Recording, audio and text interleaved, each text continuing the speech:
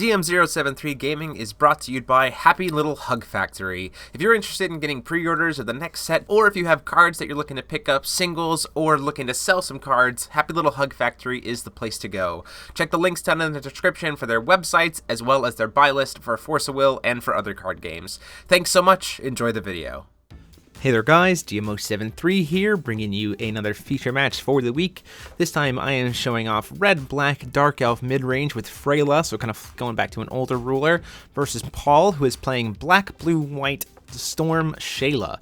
So his kind of take on the Thunderstorm kind of tempo-ish mechanic kind of style, but without any kind of cancels or ramps as you've seen from the previous Shaela list. So I'll have to kind of see how this goes. Definitely makes much heavier use of Thunderstorm than the green list did, and we'll kind of talk about why that is as we go. Gets that first turn Thunder counter, plays that first turn Lightning Cave. So at this point in time, I cannot rush him, which is the thing that kind of this deck really likes to do early on. Going to spend my first turn energized to bring out the Safina. Safina, I think, is really great for Dark Elves still, because being able to get that free value off of a Hilda, and then if the Safina dies, then the Hilda generates free advantage off bringing back the Safina. So it just kind of serves as this really decent mid-range kind of aggression push that I think is just overall really good for Dark Elves, kind of however the build is that you're deciding to play. Especially seeing that turn 1 Lightning Cave. So plays that lock control on me, sees I have 2 Hildas, 2 Safinas already, a Majin Dark Elf, and then a Faith in the Darkness. The Majin Dark Elf didn't get played turn 1 because it doesn't have Swiftness. Honestly, I probably still could have played it, paid 2 and played it just so I could swing for 6 on my turn 2. But ultimately, I kind of wanted to generate as much value as possible just to kind of keep the game going longer, as that Lightning Cave was already on the field. Plays the Mermaid that lets him draw a card. Going ahead, and I think he still remembers to make a lightning counter there. I'm going to go ahead and swing in with Safina, try to get that 5 damage. The reason being if he blocks it or has some way to kill it for some reason, I can play the Hilda after it. Play Faith in the Darkness. Lets me dig the top 5 cards down. It's a really good way to be able to grab Lily out of the deck. My deck only runs a couple copies of Lily. I would honestly consider running more, but I do hit Frayla. Can't get Swiftness, but it's still a 6/6 body that I was able to get out of the deck while still keeping all that advantage in my hand. Go to Paul, and keep in mind that if he did make it Lightning Thunderstorm during his turn, the previous turn, it ultimately didn't matter, but that Mermaid only draws a card when the weather is rain, so kind of keep that in mind, that might have been a little bit of a misplay on Paul's end. I'm trying to remember that Mermaid draws if it's a Thunderstorm or not. So going up 1 Lightning counter, it is now Thunderstorm for his turn, paying 2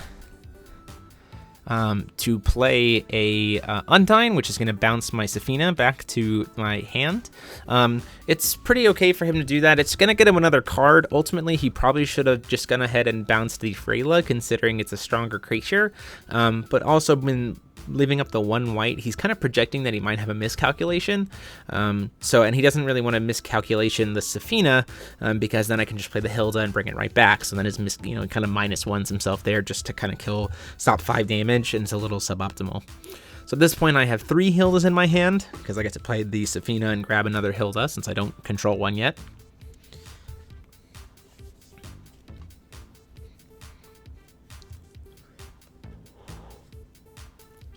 Swings in for 6, can't give the +4/+4, and can't give the Swiftness to Safina. Really feeling that miscalculation. I probably also could have waited there, but in my mind I'm saying, you know what, I'm going to go ahead and make him use the miscalculation right now on the card that's not super important to keep on field, since I don't have access to Swiftness really. Put the Dark Elf Gravekeeper here. Main reason for that is to sending Lily's Protector to the grave. So the first couple send Lily's Protector is the idea, and the other ones can send Lily. I actually make the decision there to send Lily instead, and the thought being that I'm going to take 300 damage at the end of the turn, go down to 37, and bring that Lily back to my hand so I can make use of it in following turns.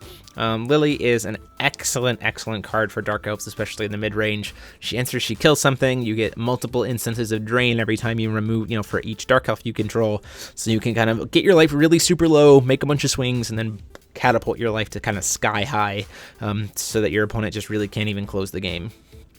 So we go to Thunderstorm during the upkeep.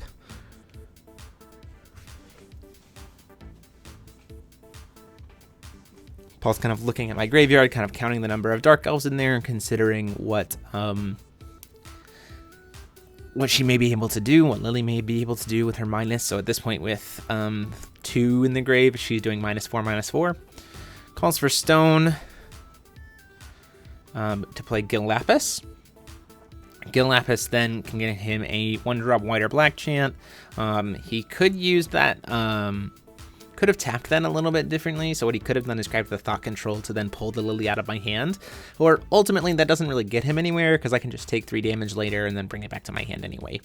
So the Flourishing Hope is a much better option for him, as it can keep one of his creatures alive to serve as a blocker and potentially trade up, and then turning it into a removal spell to kind of keep the swarming that Dark Elves can do down to a minimum. Passes the turn there, doesn't really decide to attack, which makes sense. He doesn't want to fill my graveyard with too many Dark Elves, so that Lily becomes kind of this massive powerhouse. Swing in with Safina for that 5 before I make any plays other than calling for Stone. Once again, the whole point of this is to say if you kill it, I'm just going to bring it right back, so I get to kind of chip away 5 damage at a time.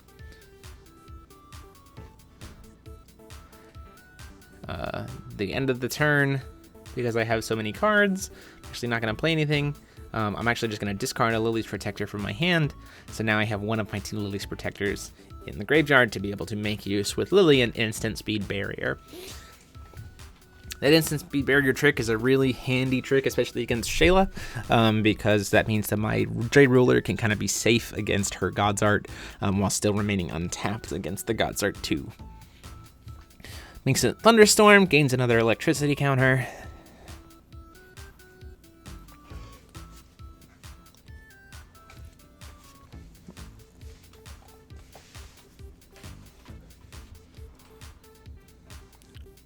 Kind of debating what direction he wants to go here. Does he want to try to do Judgment and put a lot of pressure onto the board, potentially getting final battled?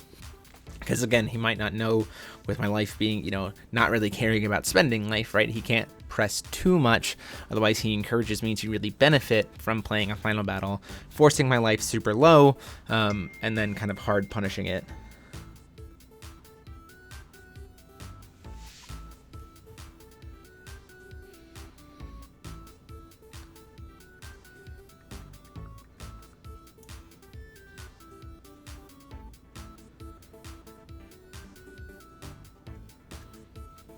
Decides to call the Stone, get a white stone here. Light Vapors. If you're wondering what that stone is on my side, that looks like it has Dark Alice on it. That is a magic stone of Scorched Veils. It's the red-black stone. So Paul's in a pretty decent position here. He doesn't really necessarily need to push. It would kind of benefit him to kind of start trying to attack, but he actually makes an interesting play here. He plays the Castle. So the Castle was an idea that he had kind of bringing out a way to pump up his smaller creatures so that they're a little bit more impactful, while also being able to then flip and kind of have like a mini board wipe without having to really make use of final battles. So it's kind of like a free mechanic. Now he swings here a little bit interestingly. He swings the Lapis to precision into the Knight. If I was in Paul's shoes, I would have actually just pushed straight damage to see if that damage would have gone through or if I would have forced the block, right? So ultimately, he just told me that I don't have to take 8 damage. And I'm really fine with that, considering how I don't mind my graveyard kind of being full of cards. During the end step of his turn, I'm going to kind of force him to use that Flourishing Hope from his hand to save the Gil Lapis, which I'm totally fine with, because now my graveyard's full of Dark Elves. At this point, it's 4, I think maybe even 5 with the Lily's Protector.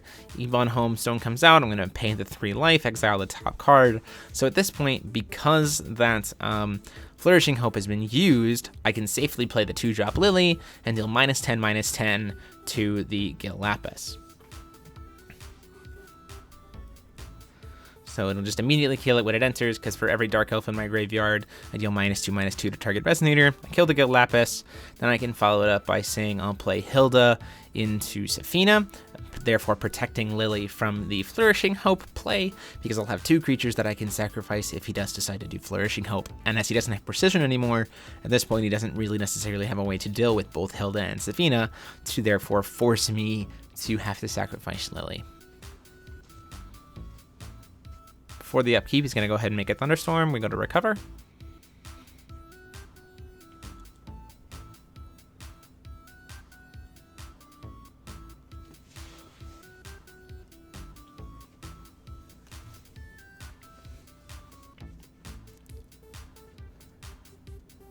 debating once again whether or not this is the time to kind of do judgments.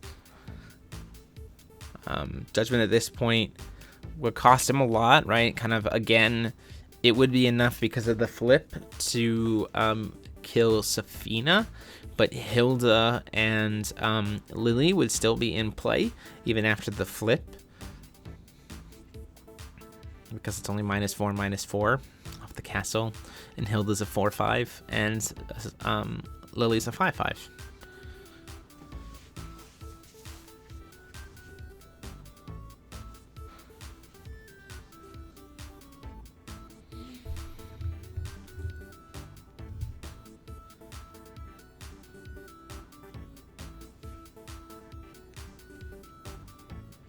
See, he has that Charlotte's Water Protector in his hand, or Charlotte's Water Transformation Magic. He's going to cast it on my Lily before he tries to do the flip here. And the whole purpose behind this at this point is to say, well, I'm going to try to make it a 4/4, lose all of its abilities, and then do the flip, therefore forcing you to lose 2 creatures and just have the Hilda. And if Hilda's still on field, then the Safina engrave is practically worthless. In response to that, though, I'm going to go ahead and remove the Majin Dark Elf and give her a +1/+1 counter. So now what happens here is she's a 6/6, right? And she becomes a 4/4, but she's a 4/4 with a +1/+1 counter on her, so she's back to being a 5/5. Now, she's lost all of her abilities at this point, which is fine, but as, again, he has no way to do precision, I can just say, okay, I'll just take damage for the turn if that's what you really want to do. Or I can just throw my Safina or my Hilda into whatever you're going to swing with, block it, lose Safina, and then follow it up next turn with lose the Hilda, and then next turn play another Hilda to bring back another Safina, and we've reset this board state with only just 2 will. That's the weird thing about Charlotte's Water Transformation Magic, is +1/+1 counters don't get kind of negated by that effect. You become a 4/4, which has several 1/1 counters on it, therefore actually changing your stat line.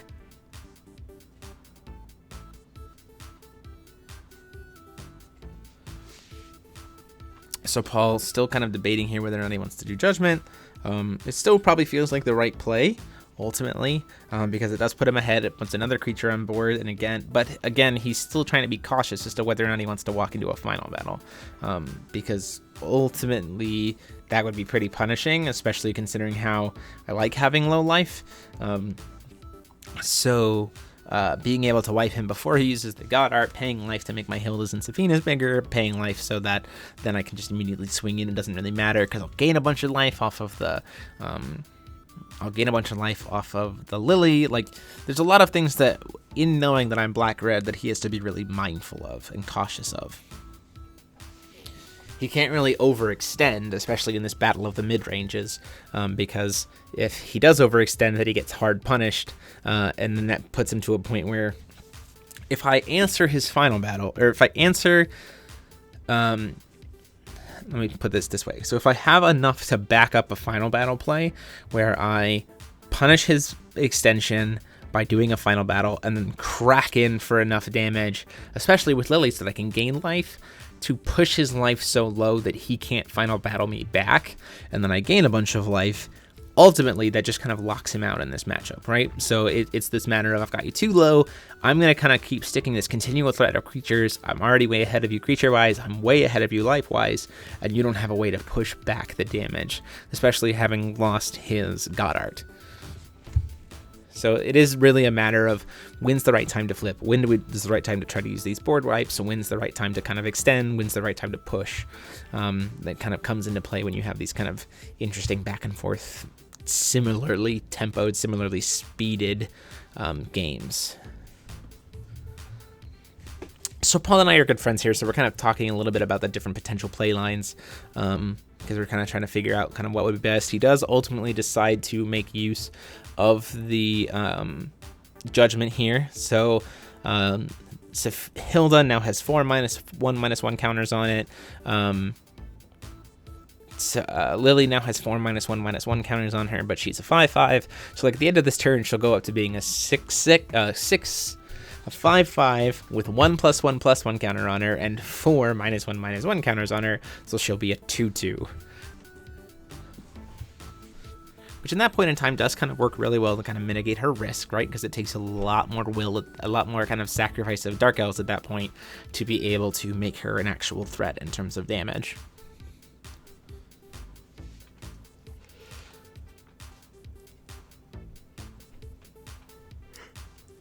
Decides to not push in, which is the right play, I think, because again, if he swings in, then I just throw Hilda underneath the bus, and then I bring both the Hilda and Safina back next turn.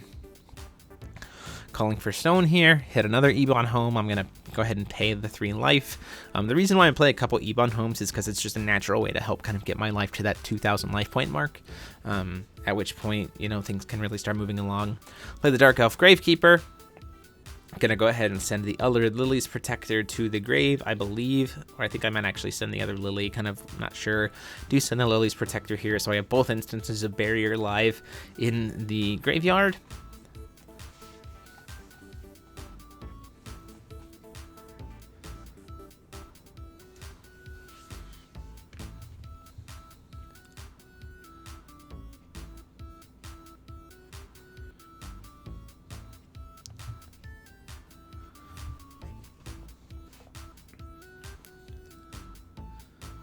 Play 2 to play a Hilda. I don't currently control a Safina, so I still get to go grab a Safina from the grave, because that's kind of the way they work. So even though I have a Hilda already, you can still go grab Safina, which is really great. So now I have this really kind of good board presence to be able to start kind of throwing things under the bus, to be able to potentially recur them, kind of protect the Lily, do all those kinds of pieces.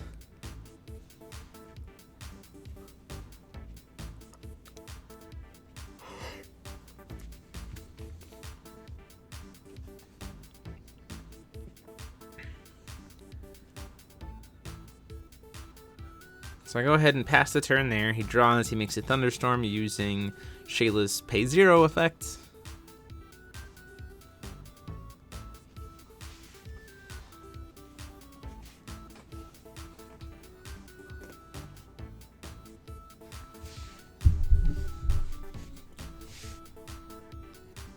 See, he has that Silent Mermaid, but at this point in time, Silent Mermaid is really not doing him anything.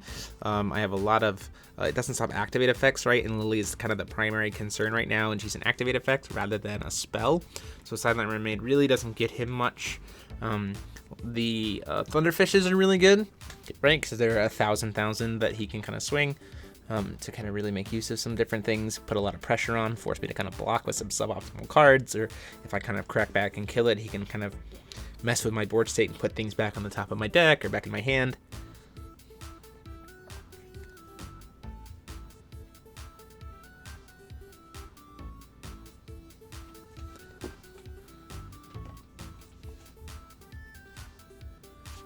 Having the Lily's Protectors, though, does kind of help against the Thunderfish.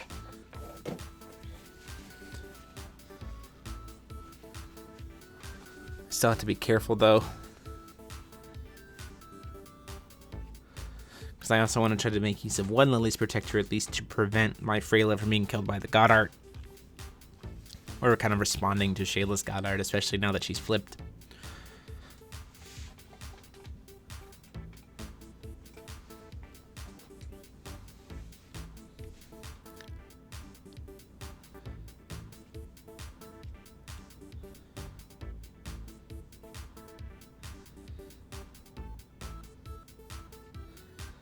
The other interesting point is with Lily, right, is every single Dark Elf that he kills becomes a potential instance of life gain for me off of a single Lily swing. So say I have, and for those of you who are wondering kind of what I mean, say I have 8 Dark Elves in the graveyard, and in one swing he goes, okay, no blocks. And I go, in response, activate Lily's effect, banish a Dark Elf, put a +1/+1 counter on it. Activate Dark Elf, put a +1/+1. The problem is each of those different activations also gives her an instance of drain, and different instances of drain being added, therefore all trigger separately. So, you know, if I banish 8 Dark Elves, I have 8 instances of drain, and so at that point in time, if she connects, I will drain him 8 times. So whatever damage I'm doing, I'm going to get 8 separate drain triggers for that much damage, and then gain a bunch of life for it. So he's going to swing in with the Thunderfish for 10. going to throw the Hilda that's really tiny underneath it. Lightning Cave, another fish which he can't play unless he taps and taps out. Which is not really what he wants to do, considering especially that I haven't even tried to flip over Frayla yet. Tapping out would let me just kind of get a free flip and get a lot of really value and do a lot of interesting plays.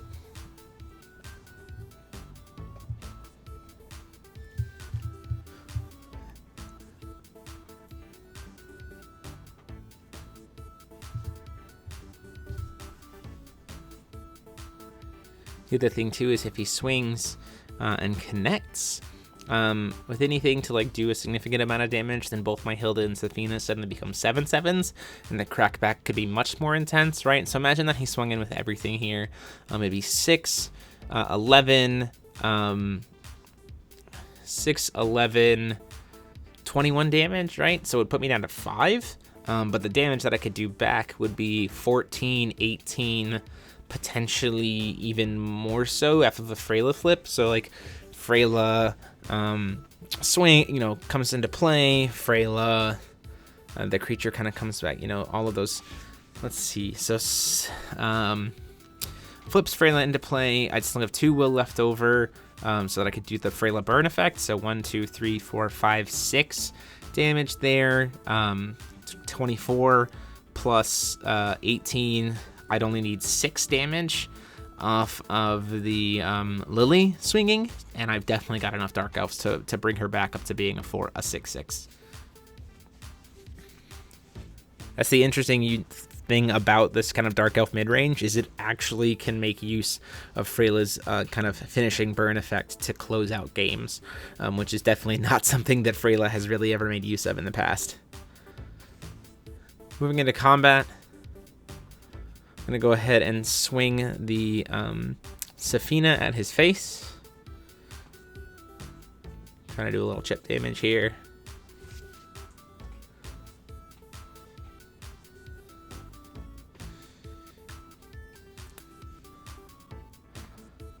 Just debating whether or not he wants to block.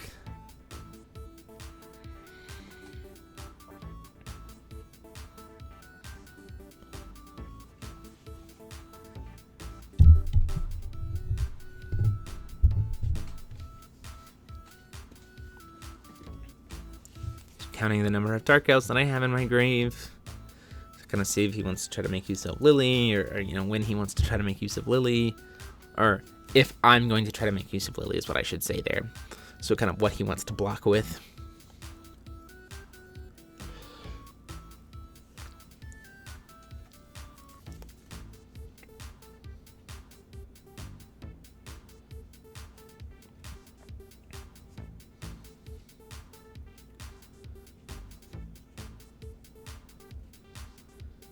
Kind of doing the math in his head.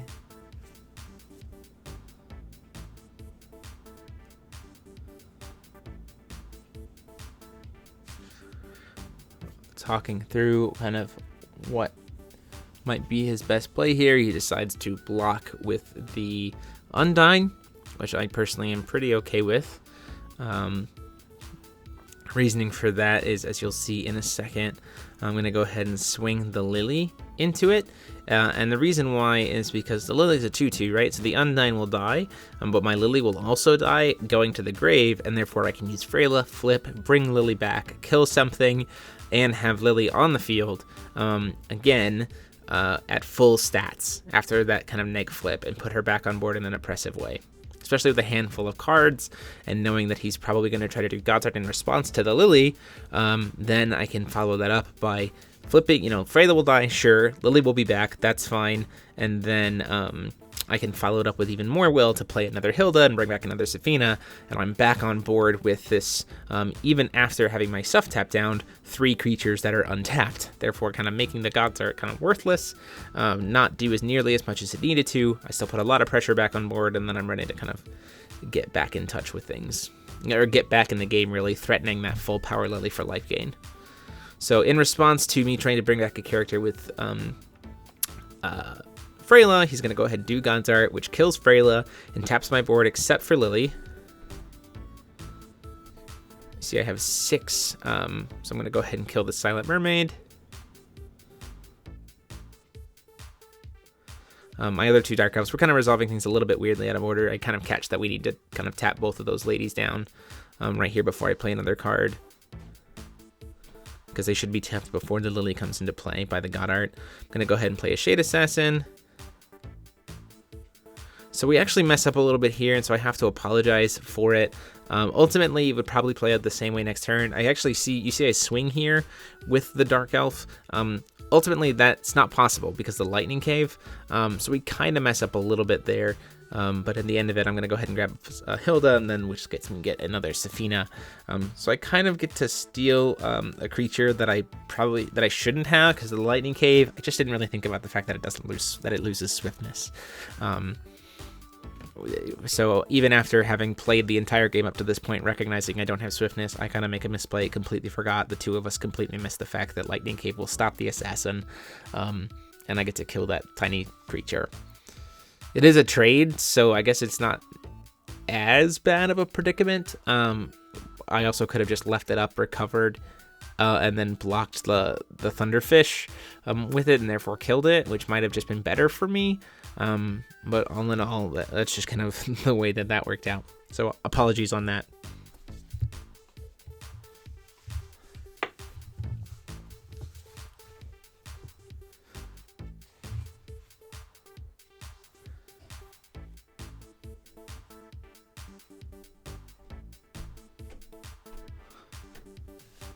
So as you see again in this kind of mid-rangey piece, I've kind of succeeded in making him use several of his kind of big board wipey kind of existences, while still threatening the life gain from Lily and a board full of creatures more than he has.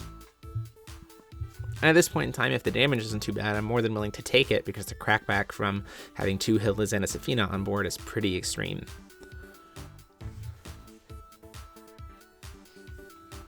Gonna play that second Thunderfish.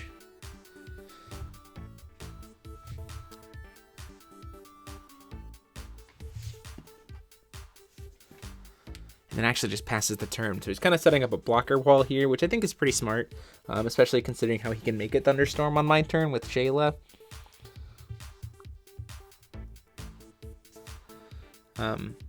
So if I get too greedy or anything, he can use the Thunderfish to really kind of screw up my plays.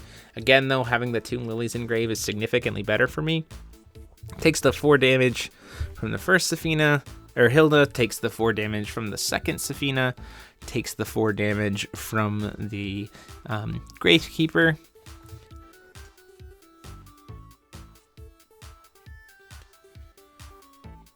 Play another Safina. I control Hilda so it doesn't get me anywhere.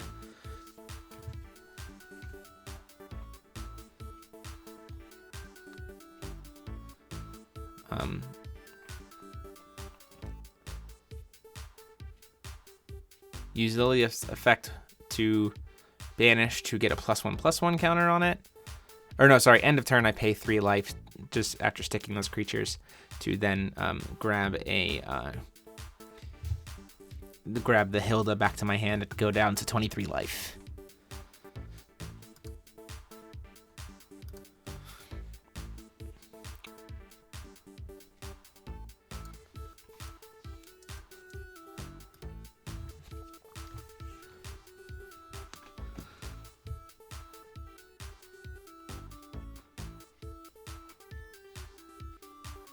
Gonna go ahead and talking about how he wishes that he could pick the creatures for Burgeoning Despair so he could make me sacrifice the Lily.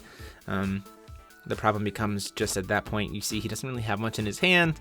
The castle's just going to be able to boost up his creatures. He can't use it as a board wipe again, which really doesn't help him. The Lightning Cave doesn't really advance his board state at all. The only real card he can play here is Thought Control. So he does get to look at my hands. He sees the Hilda, a Safina, a Frayla, and a Marjan Dark Elf. So I've got, again, a handful of creatures to be able to reestablish pressure should he kind of swing in too much or kill my creatures or everything like that. And so kind of the main reason here also why I didn't swing in with that first Safina when I probably could have, is I can use it as a blocker wall and then again make use of that Hilda that's in my hand to just bring it right back. So I'm kind of punishing any possible aggression that he has just by forming these blocker walls that I can just kind of continually refresh, which is one of the weird, cool bonuses that this kind of Hilda Safina combo kind of brings to the table. Swings in for 10, thinks about whether or not to swing in for 10 here.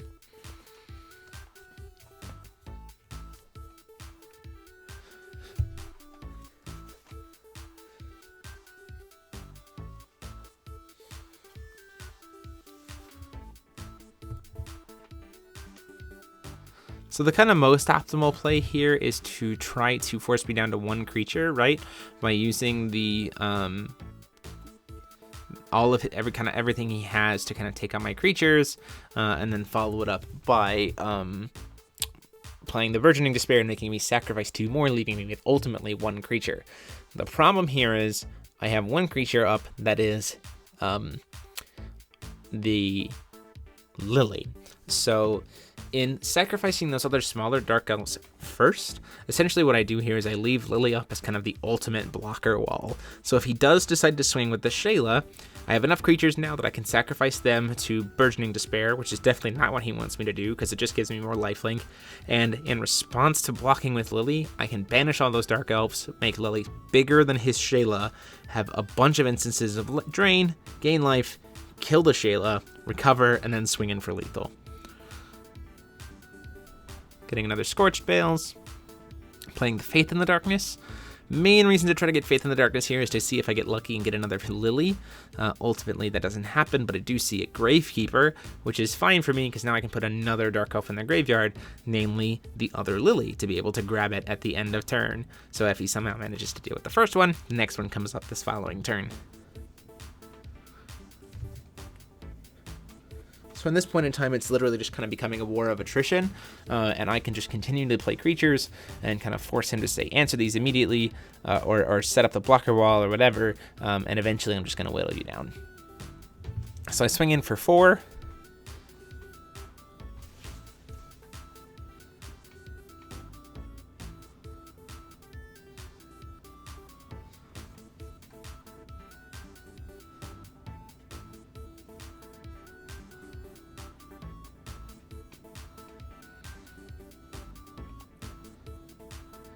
So what he could have done an interesting play that he could have done in response to the attempted cast of Faith in the Darkness is he actually could have cast Burgeoning Despair, which at this point in time would have made me sacrifice 2 of my creatures, leaving me with only 2 creatures, and therefore at a maximum having only 2 creatures that can swing this turn. I swing with the second Hilda. He lets it die. I swing with the first Hilda. He lets that damage go through. Swing with the second Hilda. He blocks it, so he's down to 1,000. And then at that point, I swing in with Lily, and I banish. He tries to make it a bear, and I go, what? I give it barrier with the Lily's Protector, and even then, I just make it as big as I need to be to then be able to kill him. So he knows that that's lethal. That's easily 10 damage, and we go on to game 2.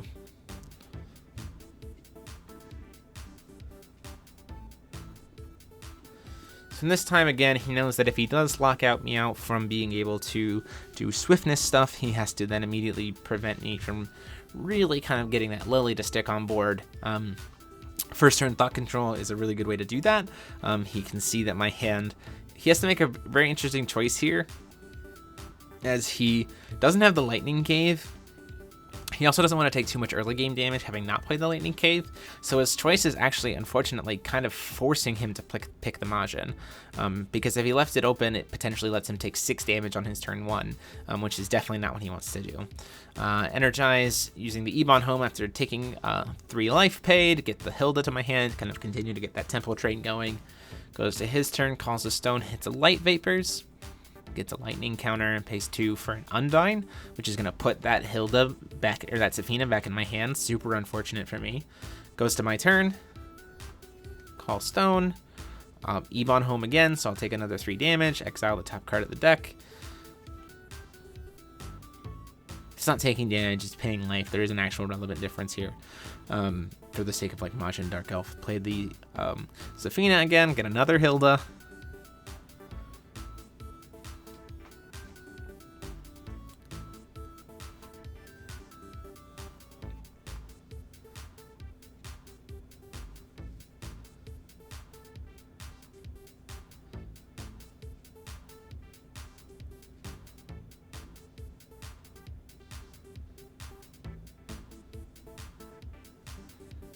Goes to his turn, covers Call Stone, hits the second Light Vapors, which is really good position for him to kind of hit at this point.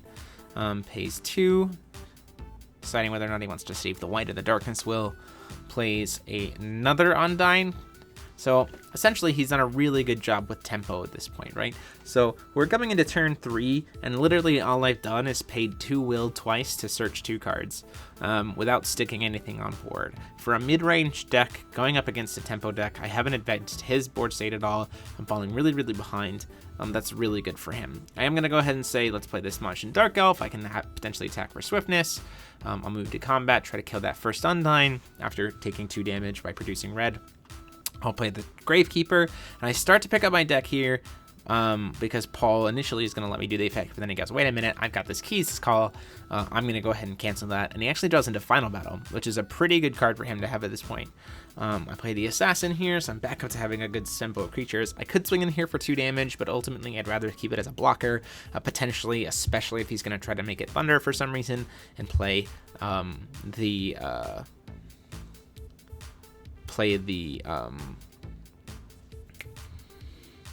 fish for the turn. And actually during the upkeep he burns a counter there to make it Thunderstorm, which makes me think, okay, definitely an incoming fish on the way.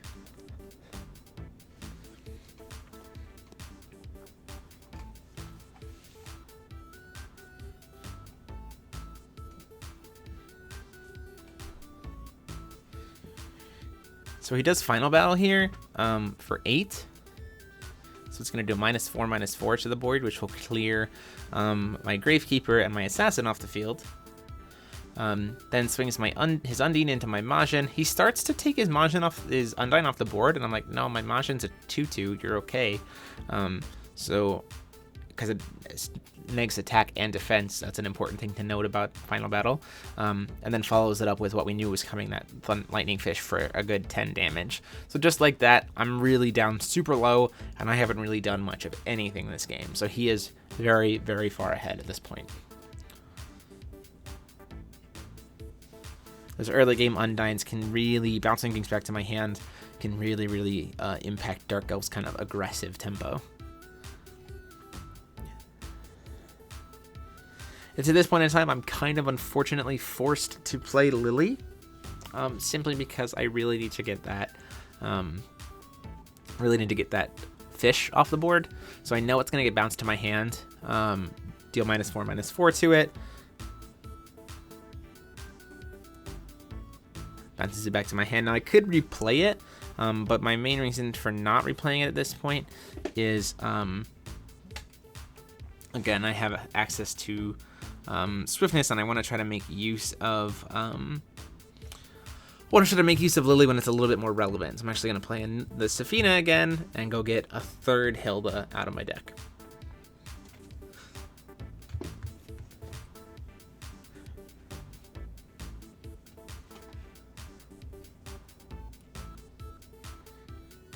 It's really entirely this game I've had to play kind of from a position of being behind, which is definitely suboptimal for me, considering the fact that the God Art of Shaela can literally tap down my entire base of creatures and then just allow his creatures to just swing in.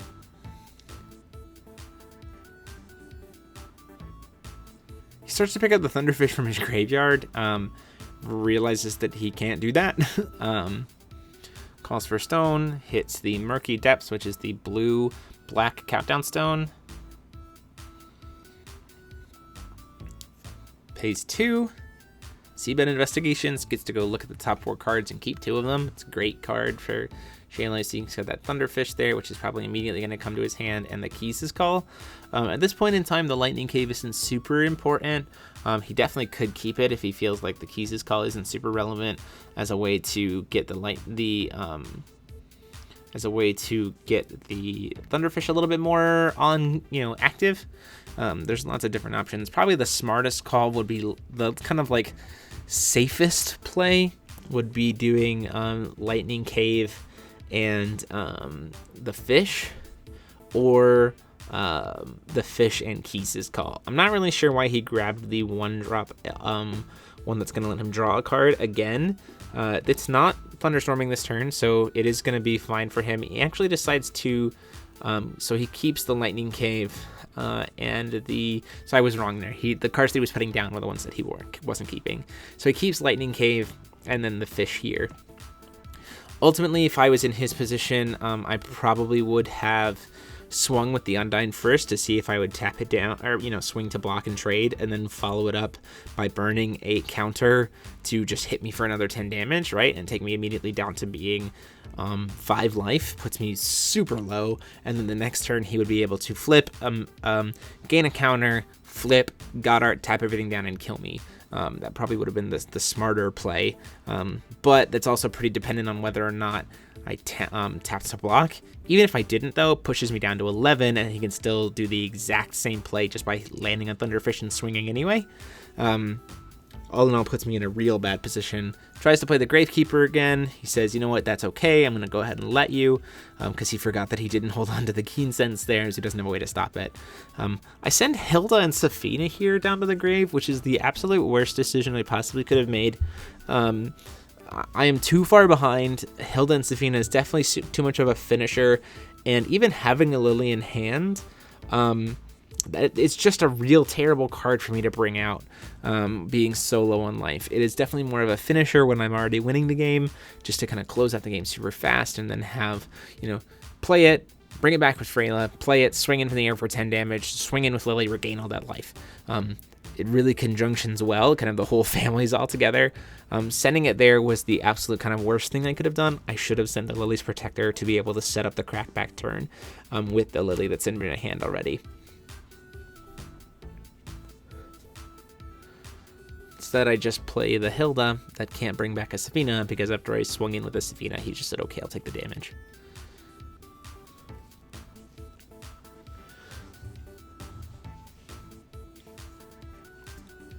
Makes it Thunderstorm before the upkeep.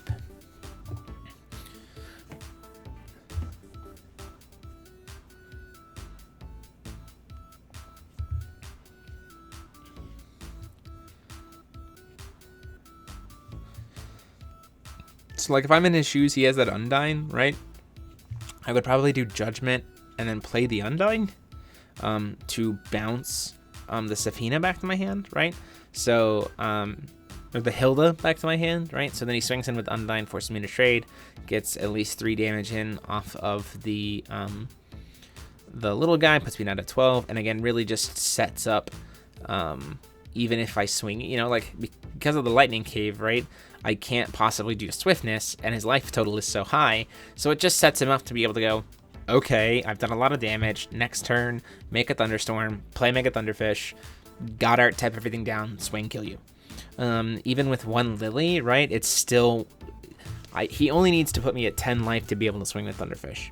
So that would be the plan line that I would take. He's still pretty safe here, and knowing that I don't have the Lily's Protector in grave with the Goddard, so this is just kind of the safer play, perhaps. And actually, he follows this up with a final battle. He pays 14 life here, goes down to 13 life to just completely and totally wipe my board. So he's going to do -7, -7. In response to that, I'm going to use the Null to stop myself from taking as much damage as possible, kill the guy, the Undyne, and then only take 3 from the Little Mermaid.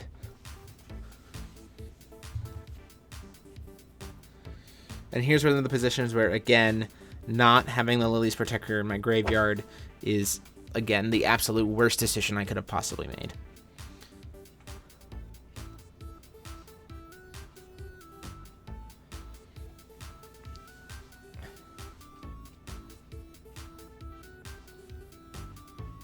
And this is the moment where I actually realize it as well. And I should have just sent the Lily to the grave, or the Lily's Protector to the grave instead of that. I played the Lily, definitely got more than enough to kill the mermaid.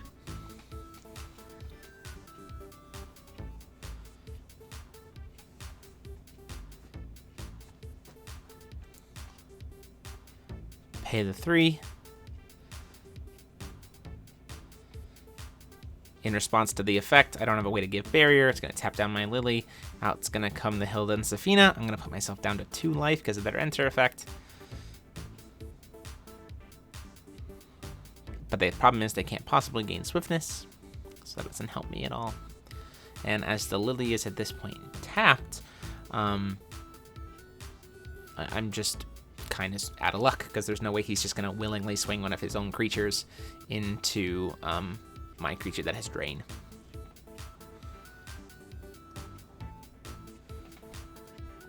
Pays Undyne. It's actually enough to just bounce my Hilda and Safina back to my hand. My life goes up to 12. Plays the Thunderfish and then just swings in with those 2 after making it Thunder and takes the game. And we go from there on to game 3. So I'm finally going to be on the play here.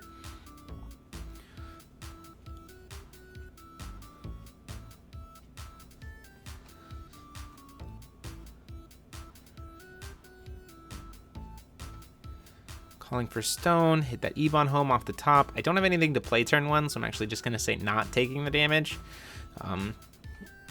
Still get to RFG the top card anyway, and it's a Flourishing Hope, which feels real nice to get off the top. Hits the white-blue Countdown Stone. Plays that turn 1 Lightning Cave.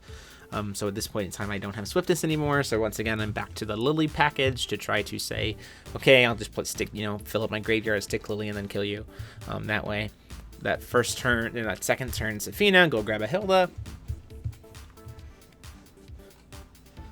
Keeping the train alive in terms of having creatures in my hand to constantly be able to push onto the field.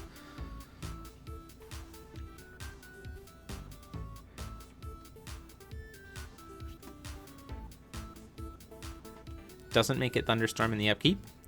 Gets a lightning counter.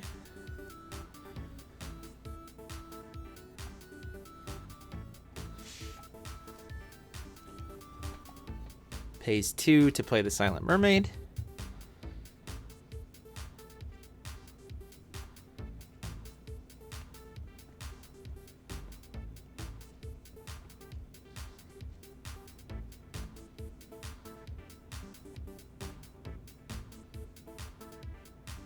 Hitting an Ebon home there. I am going to pay the 3 life for that. Getting to exile another card. I think it was a Seabed Investigation, so I get to kind of mess up with his draw power a little bit. The Gravekeeper comes out. Going to send a card to the graveyard. Kind of learning my mistake from the last time. Kind of looking at what I need to grab. Whether or not to grab Lily at first, or to send the Lily's Protector to the graveyard first.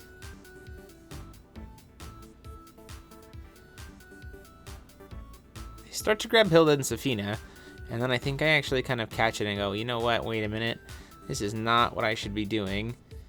But then I guess I don't. I guess I do decide to go ahead and send the Hilda and Safina. I think I maybe have a second Gravekeeper in the deck in my hand or something like that. It seems like after the last game I probably would have learned my lesson, but maybe I didn't. So I'll swing in there for the 5 damage with the Safina.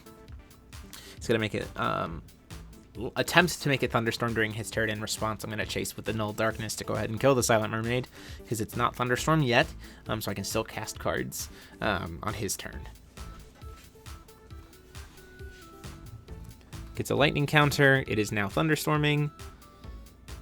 Those countdown stones aren't technically water stones, so Undyne right now can't bounce 2 drops, which is really good for me, again, considering that tempo from last game.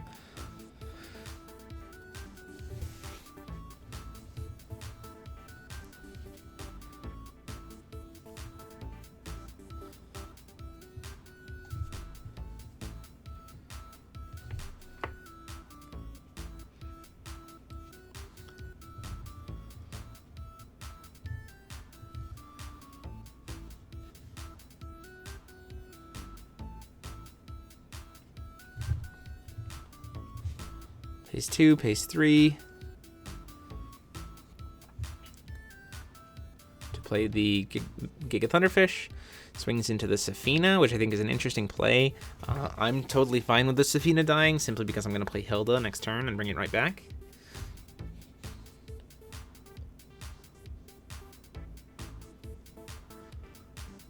I think if I was in Paul's shoes, I would have just tried to threaten 10 damage to the face. Play the Hilda. Back comes the Safina. Play another Gravekeeper. To send another card to the graveyard here at this point. I think at this point I do grab the Lily. Nope, I decided to send in Lily's Protector. Trying to remember if I have a Lily in hand at this point, which would make a lot more sense as to why I haven't been trying to send it to the grave to immediately recur it.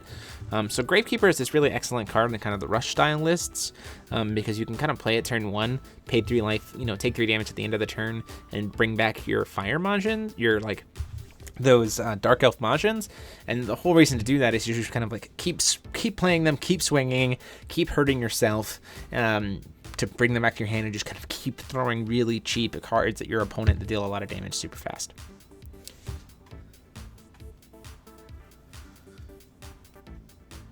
So it's currently Thunderstorming on his turn.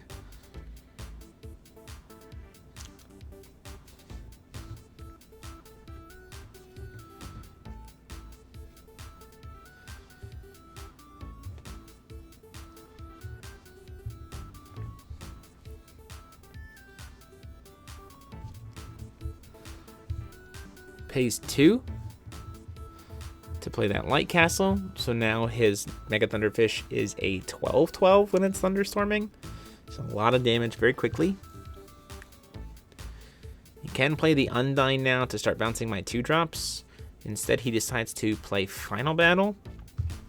He's debating how much life he wants to spend here. It's not too bad of a time to play Final Battle. He decides to tap out, though, other than his Energized token. And I believe he pays 8 life here.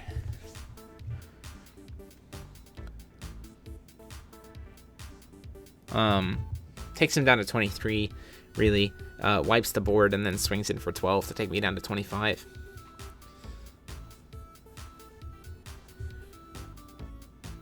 During the end phase of his, during the upkeep of my turn, I'm going to go ahead and Lightning Strike him, taking down to 18. So you might as well have got the will, I've got the card in my hand. It's during the upkeep. It's going to keep this game nice and close. Call for Stone. Get a Scorched Bales.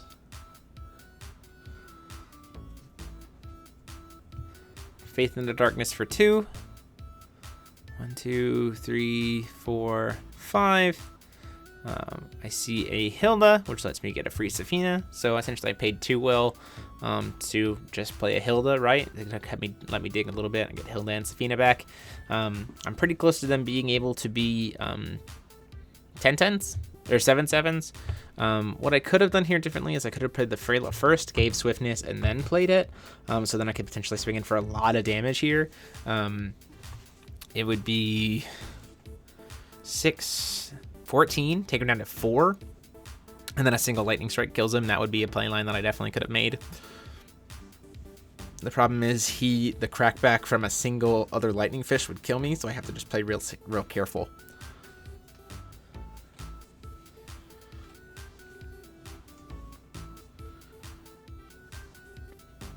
She's got that Charlotte's Water Transformation magic. They're both still 5/4 and 4/5 respectively, because I'm still at 2,000 life.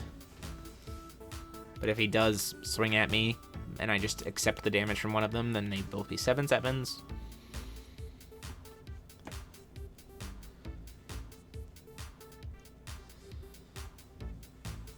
Makes the decision to call for Stone, hits another Light Vapors.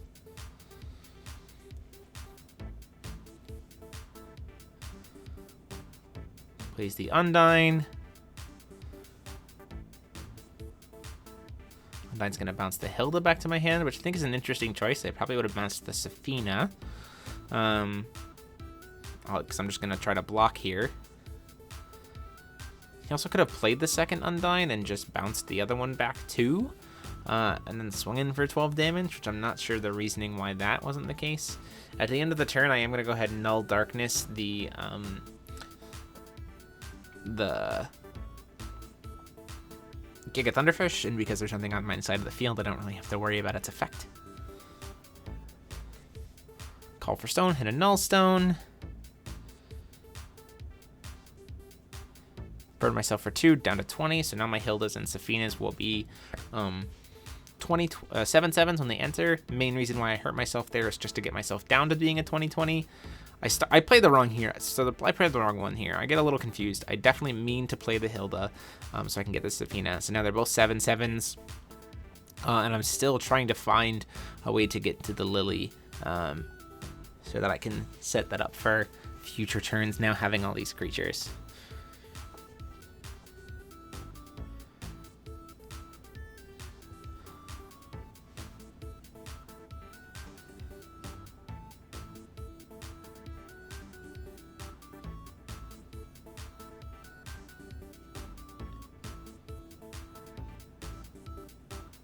I decide what the hey, I'll play another Safina here. Doesn't really do me much good in my hand. I don't get to get a search off of a Hilda because I already control a Hilda. But I'm mainly just trying to stick as many creatures on board here when I have the chance to, especially since they're big and I've already seen 2 final battles this game, so it's unlikely that I will see a third. End of the turn, I'm going to go ahead and pay the 3 life, or take the 3 damage, go down to 17 to bring back the Gravekeeper. Whole purpose of that is to set up getting a Lily play for the following turn.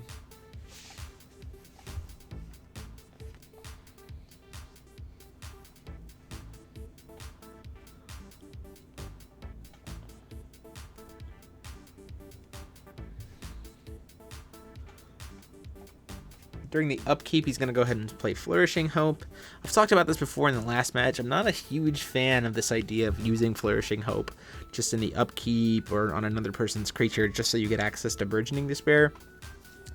I just think there are better uses of the spell to be able to potentially make trade-ups and all kinds of stuff like that. That being said, in this matchup, I'm not completely against it. For him, especially since he's got so much will to be able to make use of things during the upkeep. The fact that he can completely burn it during the upkeep, force me to sacrifice 2 creatures, I think is probably fine, because then he can recover, and now that he's kind of cleared my board a bit, he can kind of go from there and really set up this kind of powerful follow-up to it, right? It's very different than what Jason was doing last week, where he was kind of spending his whole turn doing that just to kind of stop what his opponent was doing, but then he didn't really have a follow-up to put pressure on his opponent too much.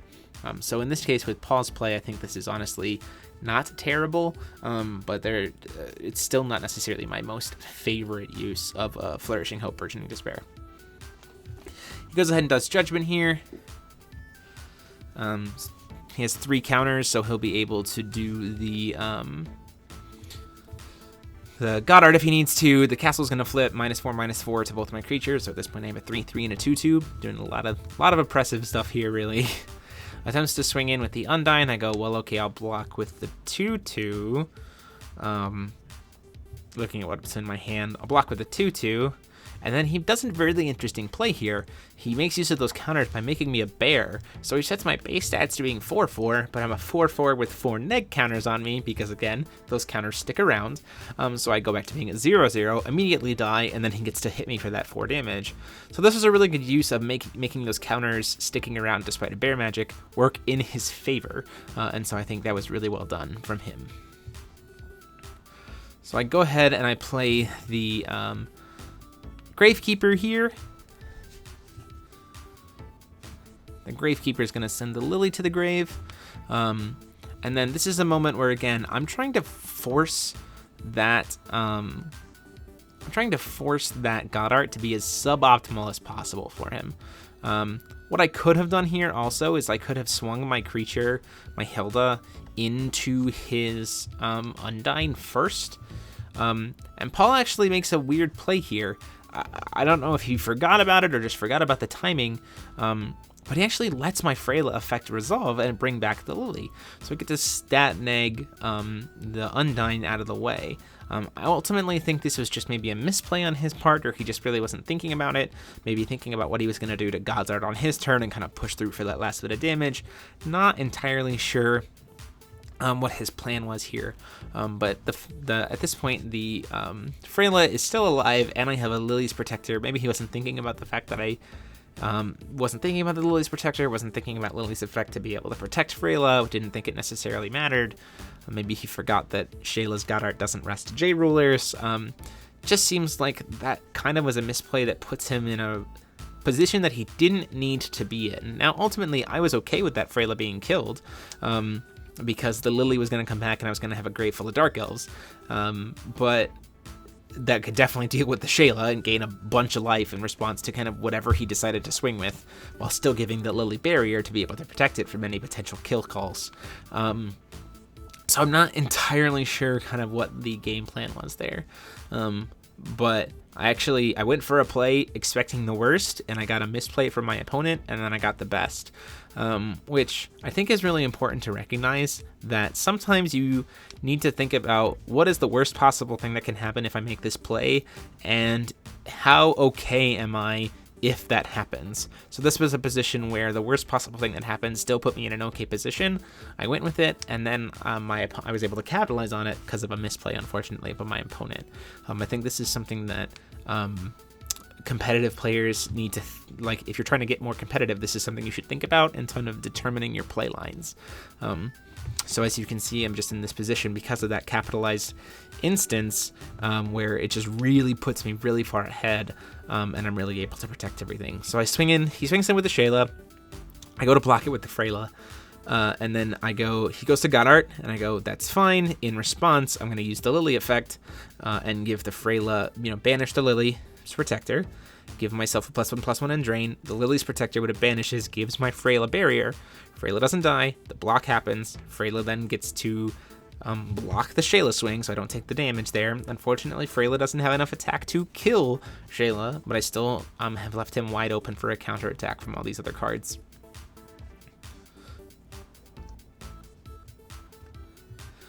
Now, at this point in time, if I was Paul, having that Undyne in hand, I probably bounced that Lily the heck out of there, forcing me to spend way more time.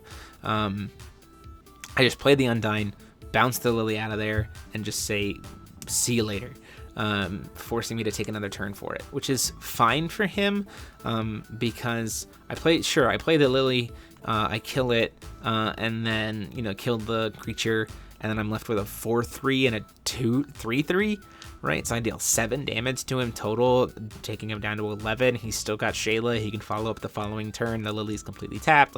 There's lots of different things that could happen. Instead, he decides to play the Thunderfish, which will be able to hit me for 10 damage, which is a lot. It also kind of serves as a blocker wall, which is kind of important.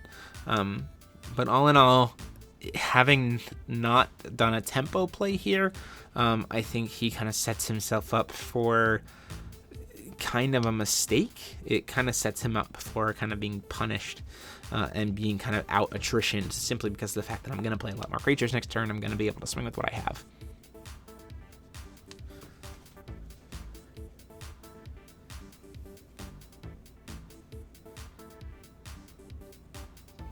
Passes the turn there after playing the Thunderfish. So you have another Gravekeeper there, which is real unfortunate for Paul, because I can just bury another Lily's Protector, and just kind of swing in without fear.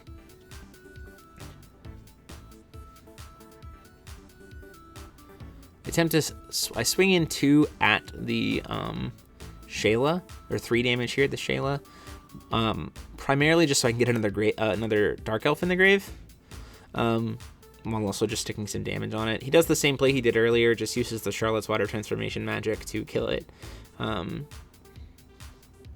which is fine with me, ultimately. Gonna play a Hilda to bring back a Safina, get another creature on board. And then I'm gonna play the Gravekeeper.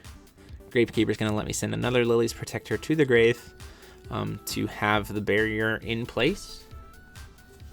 So what he could have done here, which I think would have also been a smarter decision, is let me just swing in the Safina, let me swing in the Hilda. When I attempt to play the Gravekeeper to get another Protector in the grave, he just immediately makes Lily a bear. Just immediately in response, before I can get that Gravekeeper out. Because then that Lily's Protector I send to the grave can't do anything. I don't have any instances of drain. Sure, it's big, it's got a lot of counters, but he can just block with Thunderfish and then, force me to bounce back and do these kind of interesting plays. But unfortunately, he does let me send the Lily's Protector here because he's tapped out, right? He used the 4/4 kind of on the wrong card, I think. So I swing in with the Dark Elf Gravekeeper. He's thinking about kind of what he wants to do with that. So keep in mind that at this point right now, Lily is a 6/6, but she does not have any instances of drain. He says, that's fine, I'll take the 4 damage. Then I attempt to swing in at him for 6. He's kind of checking my grave out here.